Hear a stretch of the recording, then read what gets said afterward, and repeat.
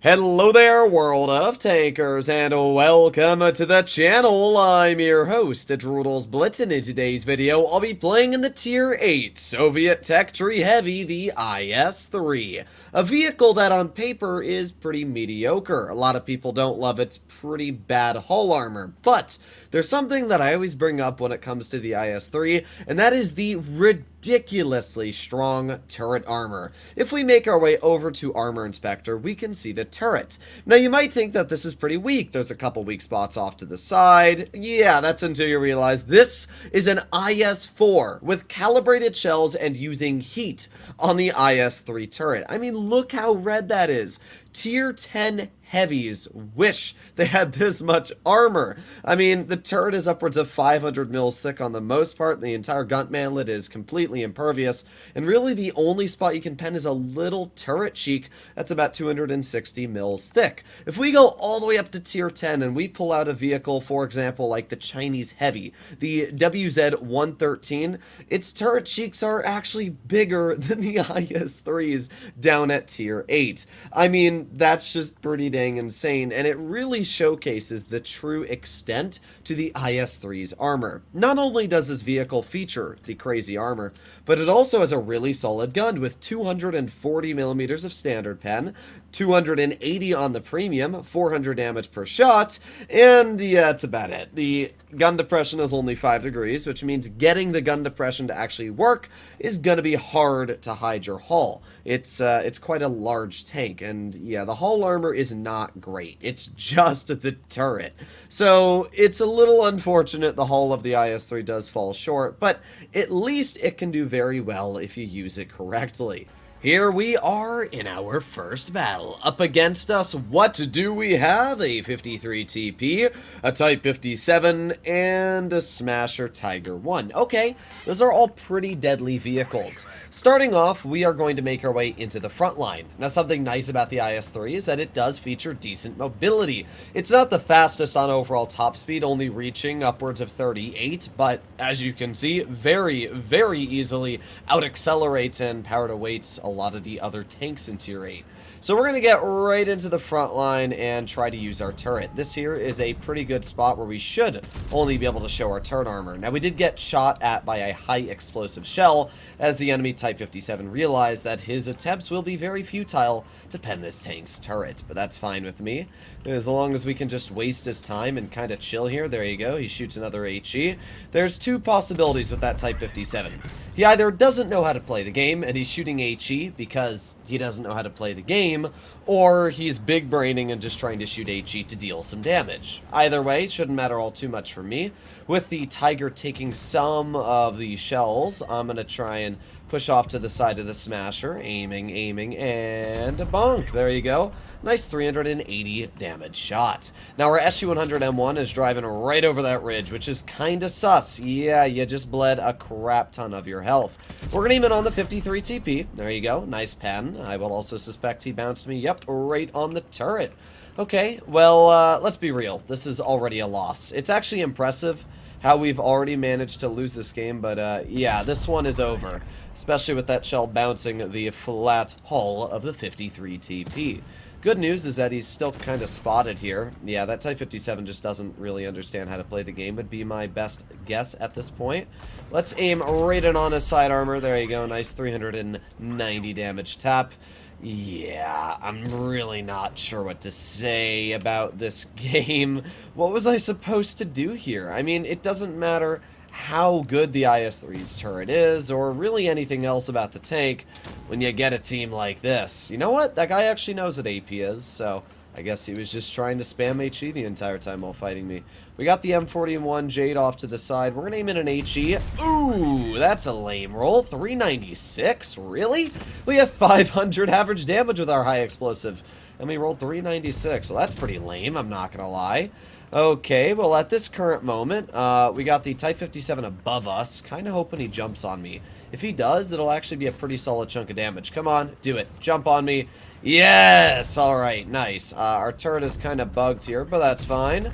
There you go, we get a nice pen into the Type 57, and just like that, we've been able to deal a pretty massive chunk of damage this game.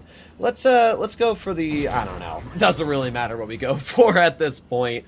Obviously, with a team like this, it doesn't matter how good your tank is, you're going to lose. Now, thankfully, we were able to actually get out a pretty solid chunk of 2,700 damage, mostly in part to the fact that the Type 57 did end up jumping on me, but to be fair, probably could have gotten another shell out if he didn't, so we probably would have done close either way.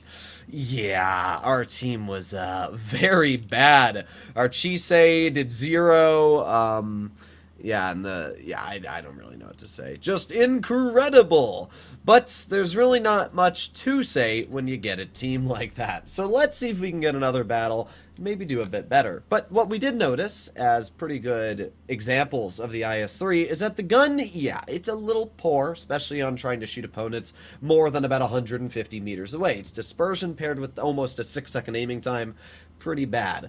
But its armor worked pretty well that game. Not only that, but when we did actually hit our opponents, the shells penned every single time. So it's really a solid tank. It's not a vehicle that I'd pull out every single day for fun, but it is a tank every now and then I see sitting in my garage, and I'm like, why not? Let's pull it out. Here we are, second battle. This is up against tier 9s, and both of them are incredibly strong tier 9s. We got the ST1 and a Kampfpanzer 70. Oh boy. Well, that's not going to be very fun. Apart from that, they only have an IS-3, so I guess we'll see what we can do here. If you want my honest opinion, it's not looking too good. They have two incredibly strong frontline heavies, and we have an AMX 5120 as a tier 9 heavy? Bruh, really? Like, what?